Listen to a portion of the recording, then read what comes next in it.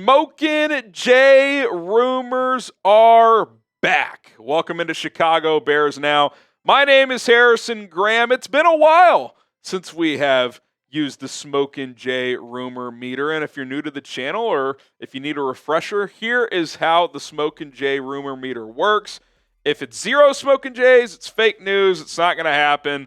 Not even really worth discussing. 1 Smokin' Jay, it's barely true. It's something that could happen, could materialize, but it's unlikely. 2 Smokin' Jays, people are talking. 3 Smokin' Jays, it's pretty likely. 4 Smokin' Jays, bear down, it is happening. All right, the Bears should sign Jadeveon Clowney. I'm going to give that 3 Smokin' Jays. Now, whether or not it actually happens, that's probably, 1, maybe 2. But if I were in charge, I'd be leaning toward it happening. That's why I'm giving it 3 Smokin' Jays. This, of course, comes off the news that was first reported by Jeremy Fowler that the Panthers are releasing veteran edge rusher Jadeveon Clowney. And he's been a player I've always kind of liked him. Now, I've said this before when we've talked about him in the past and previous off seasons, et cetera, and I'll say it again. He's never quite lived up to being the number 1 pick. That's okay. He's still had a very, very good NFL career. I think the Bears should jump all over this.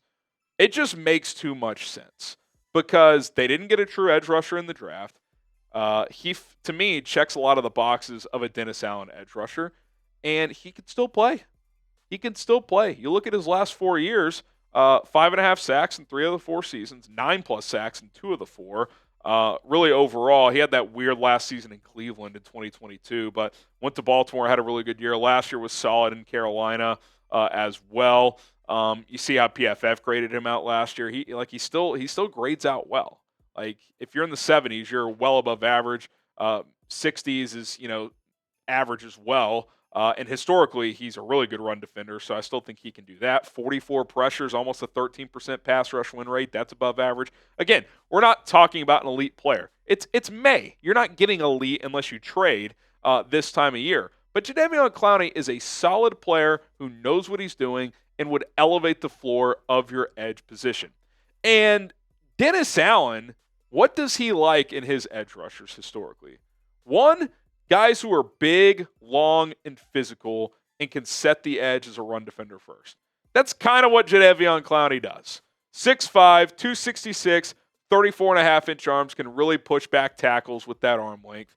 He'll set the edge first as a run defender, and he can get it after the quarterback. He's not an elite pass rusher, but he's solid.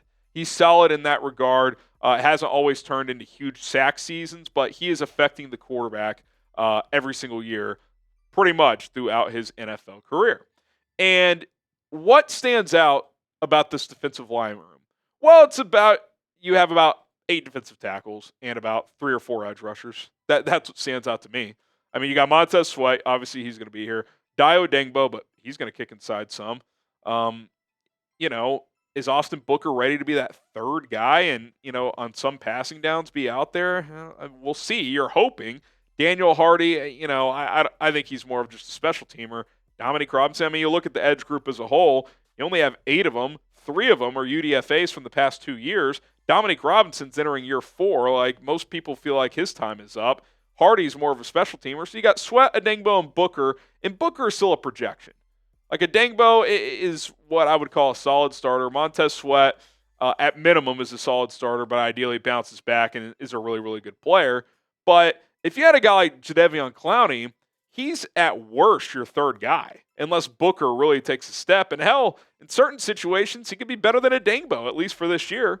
Now, his arrow's pointing down and Adengbo's is pointing up, just on age, projection, all that stuff. But I think there's a strong case to be made that edge is one of, if not the biggest need on your roster right now. Like, what if Montez Sweat suffers an injury? You are pretty damn thin at that position. Like, sure, maybe Javon Dexter, Shamar Turner give you some snaps at edge, but they're not going to play there every down. Neither is Dio Adengbo. He's going to start at edge, but they're going to kick him inside some.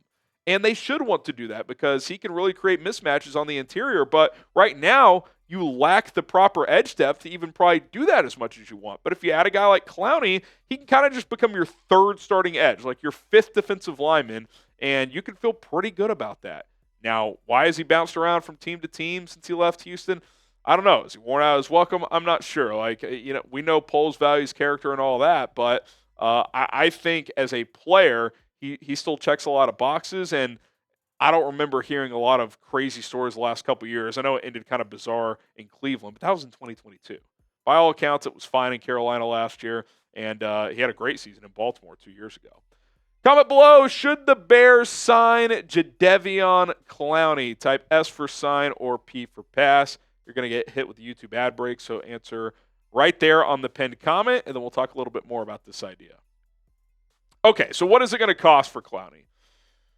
We're going to talk about that coming up here in just a moment because he was cut. So, do you base his prior contract? Is it going to be less than that? I'll kind of dive into that and give my thoughts. But speaking of money, speaking of cutting costs, Rocket Money is the app for you guys to use, as it is a personal finance app that helps you find and cancel your unwanted subscriptions, monitor your spending, and grow your savings in a number of ways, lower your bills, another one that is possible as well. When it comes to spending, sometimes it's out of sight, out of mind. That daily coffee habit, how about those streaming services? They add up so fast, you don't even notice. Rocket Money helps you spot those patterns so you can do something about them and keep more money in your pockets. The Rocket Money dashboard gives you a clear view of your expenses across all of your accounts, which is absolutely fantastic. They also have a new goals feature, which automatically saves money for you, so you don't have to think about it. Help pay off bills, put away money for a house, build your savings. Rocket Money makes it easy. They have 5 million users and have saved a total of $500 million in canceled subscriptions with Rocket Money, including members saving up to $740 per year when they use all of the app's premium features. Think about what you could do with an extra $700. You could do a lot. Go on vacation. You go on several nice dinners. You could start a college fund. Cancel your unwanted subscriptions and reach your financial goals faster with Rocket Money. All you got to do is go to rocketmoney.com/bears now. That's rocketmoney.com/bears now. Sign up, link up your bank account. It's completely safe, and you are going to start saving money with the best personal finance app out there. It's Rocket Money. Okay, Jadeveon Clowney signed a 2-year, $20 million deal with Carolina last year, and then they cut him after 1 year. So $10 million a year, easy math. We get all that. Jeremy Fowler, who had the note of the release, also said that the Panthers explored a trade during draft week, did not find one, and then they added a couple of edge rushers, so they ended up cutting Clowney here. So what does that tell you? They couldn't find a trade even for a late-round pick swap, right? Like sometimes you'll say, yeah, we'll give you a 7th, give us Clowney, or we'll give you a 6th, give us Clowney, and a 7th, something like that. Well, they didn't even do that. So now he's a free agent. He was making $10 million per year. That tells me he probably will not be making $10 million per year, and it will probably just be a 1-year deal. I'm guessing on the low end, you're looking at like $4 million, and on the high end, you're looking at $8 million for 1 year. I would guess he's somewhere in that range. Now, maybe there's incentives to get up to 10. And by the way, the Panthers, he still owed $2 million in guaranteed cash for Carolina. So, like, a team could be like, hey, we're going to give you 6. You're already making 2. There's $8 million. And that's only a $2 million, decrease in what he was set to make if he didn't get cut by Carolina. So you're kind of making him whole anyway. So, like, if you could get him in that $6 million range, I think that'd be a pretty good deal. I'd go up to 8. I don't know if I'd go more than that. But, listen, I think this guy can really help. I still think he can really play. He's not a superstar. He's not, going to be the reason you make or miss the Super Bowl probably. But can he impact the opposing quarterback still? Can you feel good about him if you suffer an injury and he has to become a starter for a stretch? Yeah, I think he checks those boxes. And I think he fits the prototype of a Dennis Allen edge rusher. All right, subscribe to the channel. Bears Now is a family. We are 100% free. We plug out content every single day. We go live every Monday and Thursday as well. Do not miss out. We will continue to bring you the latest Bears coverage. Okay, Joe Thuney, is an extension coming before training camp?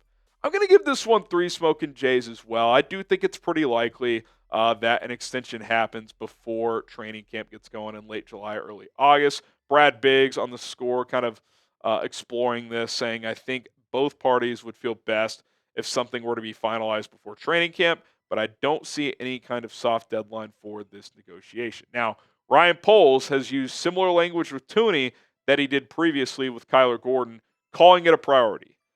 At the owners' meetings, he called it Kyler Gordon extension a priority, extended him before the draft. After the draft, when asked about Joe Thuney in an interview with Cap and Jay Hood on ESPN 1000, he called it a priority. To me, you can pick up on patterns on how coaches, execs, the type of language they use. That tells me they're pretty serious about getting this done. Now, doesn't mean they're in a rush. Maybe they'll go through OTAs first and all that. But to me, you drafted Ozzie Trapillo, who could he play guard in a pinch? Yeah, but he's almost certainly a tackle long term. You didn't draft a guard that, in theory, could replace Thuney next year. So I'm extending him. That's a pretty easy decision. And then the question just becomes, how much, right? Trey Smith's number is based on the franchise tag. We'll see what he gets if it's a long-term deal. But I think you're more looking at, the Nelson, Lindstrom, Dickerson. You want to give him 21 and a quarter to top Dickerson and be the highest paid guard per year in terms of, multi-year contract. Because, again, Trey Smith is on that franchise tag. I think that's fair. I threw out this projection a month or two ago. 2 for 42, 21 a year, 30 guaranteed. Again, if you want to make it 2 for 43, 21 and a half to have him top Lindstrom, that's cool. He's 32 years old. I don't think you have to, give him $24, $25 million per year. But 2 years, 3 years total. If you want to tear up this year and do a fresh 3-year deal, you could do that. But, that would line him up with Dahlman and Jonah Jackson in terms of under contract through 2027, which I think makes a whole lot of sense. Okay, will Bears Now cover rookie minicamp? No shit. Bear down, baby. 4 smoking Jays. We're going to have you guys covered starting tomorrow. Actually, today there's already a couple of nuggets. Kyle Monungai rocking number 25. I am on the edge of my seat waiting for Luther Burden's number. Maybe by the time you're watching this, we already know the answer to that. But rookie minicamp 9th through the 12th. I'm in the office tomorrow, so any nuggets from camp tomorrow we'll have covered. And then for any meaningful updates over the weekend, I'll bring you guys videos from home. And when the rookie minicamp wraps up, we'll do our rookie minicamp winners and losers. Obviously excited to see the draft class out there. Colson Loveland's not going to be working out. He's still nursing that shoulder injury, so we're not going to see him practice. He'll be, hanging out, but doing the classroom work and all of that, but not going to be on the field. But we could see Luther Burden. How does Ozzie Trapillo look out there? I mean, he's a big guy, 6'8", 320. Shamar Turner, Ruben Hippolyte. I think he's a pretty intriguing guy for the next few months to monitor. Can Zay Frazier show some things early? Luke Newman, Kyle Monungai, obviously. Can he potentially be your RB2? I think that's on the table for him. So exciting. This is kind of when the ball gets rolling here. You got this rookie minicamp, and then a week and a half later, OTAs get rolling. 20th through the 22nd, you got another session through the 30th. You got that mandatory minicamp, and then one more OTA period before, the Bears are off for about 6 weeks. June 12th until the last week of July, they will be on vacation on their own, training on their own until training camp starts, and then it really ramps up. And then Bears football is really back, but it's kind of back now. I mean, the NFL has really kind of figured this thing out where there's not much break other than that 5-6 week stretch from the middle of June to late July. I mean, there is stuff going on constantly. It's an 11-month sport. It's pretty remarkable what this league has done, and it's exciting. It's exciting. T-minus 4 months until Bears football games are back. All right. That'll do it for this edition of Chicago Bears Now. Smokin' Jays are back. If you want more Smokin' Jay videos, type Smokin' Jay in the chat. My name is Harrison Graham. Bear down.